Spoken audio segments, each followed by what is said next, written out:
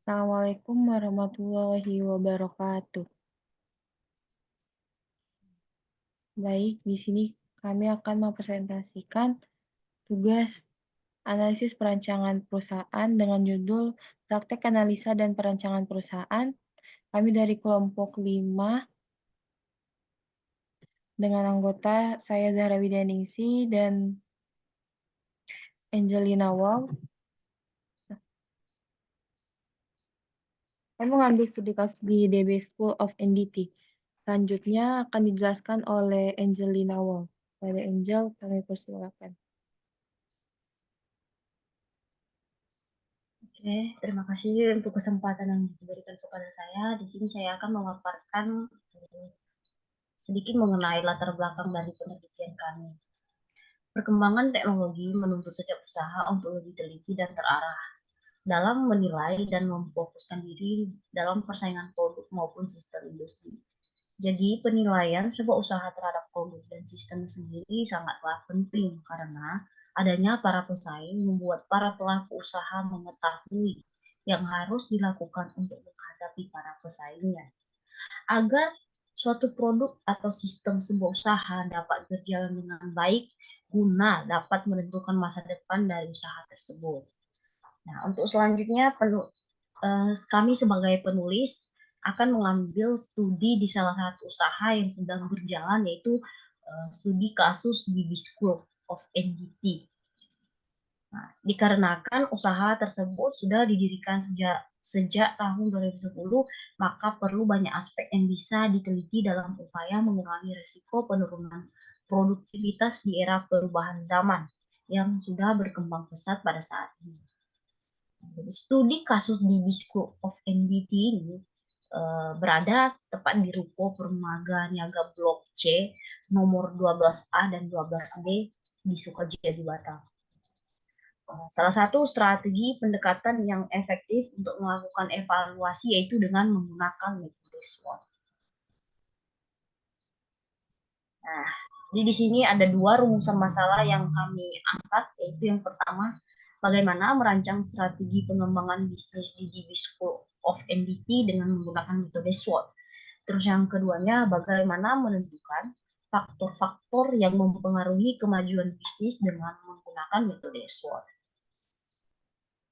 Nah, selanjutnya untuk tujuan yang kami ambil pada penelitian ini yaitu dengan mengidentifikasi peluang, kemudian menganalisa dan merancang perusahaan, serta mengevaluasi perusahaan agar dapat berjalan sesuai dengan yang kita inginkan. Nah, selanjutnya itu teori pendukung untuk penelitian ini. Yang pertama ada aspek pemasaran dan kedua ada analisa SWOT.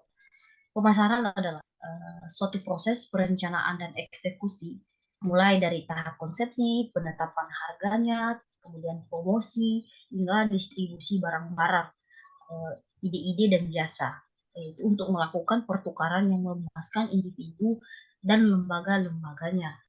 Sedangkan di analisa SWOT, SWOT adalah strength atau kekuatan, weakness, kelemahan, opportunity, peluang, threats, atau ancaman. Itu dari lingkungan eksternal perusahaan. Nah, SWOT ini digunakan untuk menilai kekuatan-kekuatan dan kelemahan-kelemahan dari sumber daya yang dimiliki oleh suatu perusahaan dan kesempatan-kesempatan eksternal dan tantangan-tantangan yang dihadapi.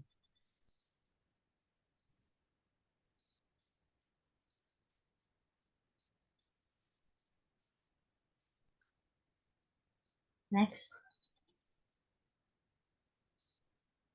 Aspek hukum.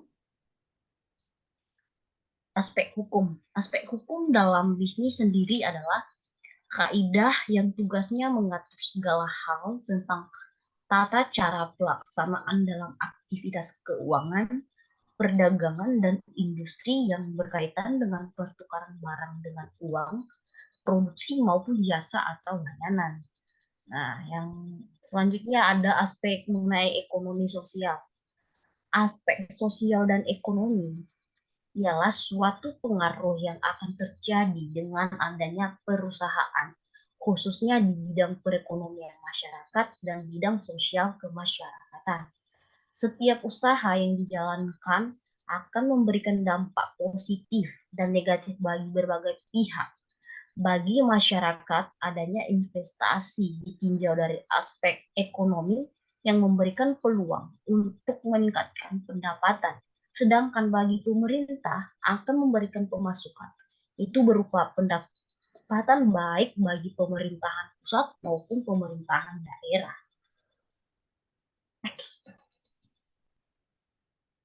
Dan yang terakhir, teori pendukungnya yaitu ada matriks IV dan EV atau biasa dikenal internal factor evaluation dan external factor evaluation.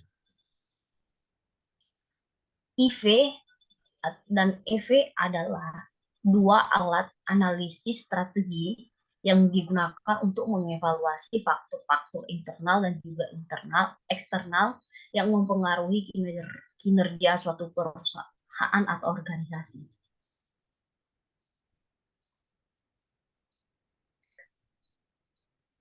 Nah, selanjutnya masuk ke bagian metodologi penelitian. Jadi di sini saya akan membahas secara singkat waktu dan tempat yang kami teliti. Jadi waktu kami menelitinya itu pada tanggal 5 Oktober 2023 dan tempatnya itu berada di Ruko Permata Jaga Blok C nomor 12A 12B di Sukajadi Batam. Nah, jadi di sini kami mengambil jenis dan sumber data yaitu ada data primer sama data sekunder. Data yang diperoleh untuk data primernya itu ada dua, yaitu data yang diperoleh dari perusahaan dengan cara wawancara, terus kedua dengan pembagian kuesioner. Sedangkan data sekundernya itu melalui penelitian terdahulu dan yang terakhirnya itu mengenai jurnal. Ya, selanjutnya saya akan memaparkan untuk flowchart kami yaitu pertama skip ya. Oke, selanjutnya itu masuk di tahapan kuesioner, yang dimana yang pertama itu ada faktor strategi internal atau IV. Di sini ada beberapa pertanyaan mengenai faktor kekuatan sendiri. Yang pertama ada CV memiliki departemen pelatihan sendiri. Dua, ada anggaran biaya sertifikasi K3 yang terjangkau. Yang ketiga, teknologi.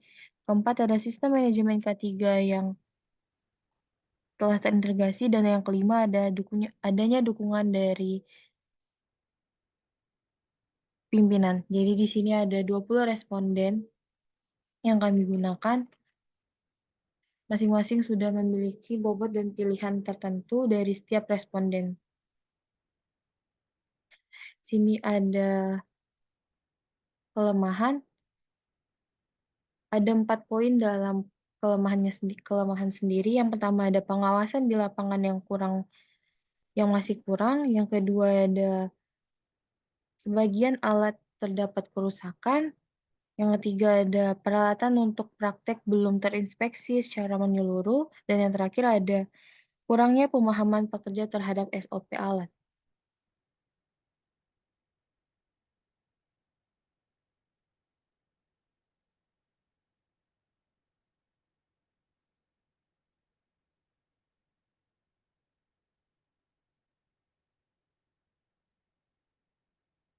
Di sini ada perhitungan dari faktor kekuatan dan kelemahan sendiri.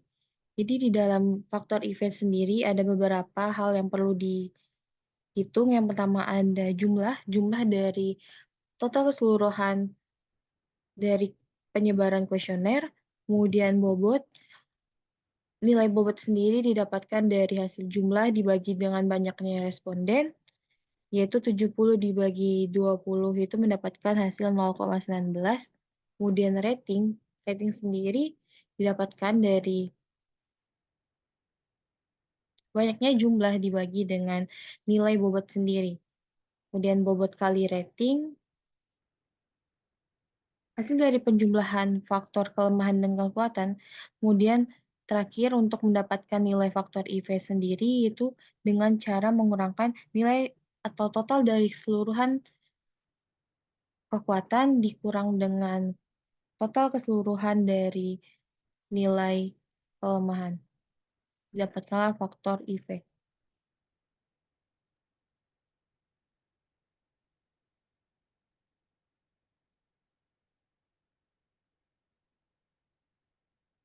Di sini ada faktor strategi eksternal atau peluang, ada 4 poin pertanyaan dalam kuesioner, kemudian ada threat atau ancaman, juga terdapat 4 dari masing-masing ancaman yang terintegrasi atau teridentifikasi oleh CVDB School sendiri. Kesimpulannya itu nilai kekuatan, weakness kelemahan, opportunity peluang, dan threat ancaman. Memiliki nilai yaitu tertinggi itu di peluang, yaitu 4,33 dibanding lebih nilai peluang sendiri lebih besar atau lebih tinggi dibandingkan nilai kekuatan. Jadi, kesimpulan untuk CVDB School of NDT sendiri adalah harus lebih menekankan atau paham dengan peluang-peluang yang ada di sekitar sekitar lingkungan, mungkin bisa berkolaborasi dengan pihak-pihak ketiga lain, menambah pelatihan-pelatihan sendiri, karena sesuai dari analisis SWOT sendiri, peluang yang ada di sekitar si DB School sendiri masih banyak yang belum digunakan secara baik, atau bisa menjadi masukan untuk CV DB School sendiri untuk paham akan peluang-peluang tersebut. Matriks IV sendiri itu hasilnya 1,15, matriks Eiffel itu 2,12. Seperti dilihat juga dari matriksnya sendiri lebih tinggi dari bobotnya lebih tinggi yaitu faktor eksternal sendiri. Sekian dari kami, kurang dan lebihnya mohon maaf. Assalamualaikum warahmatullahi wabarakatuh.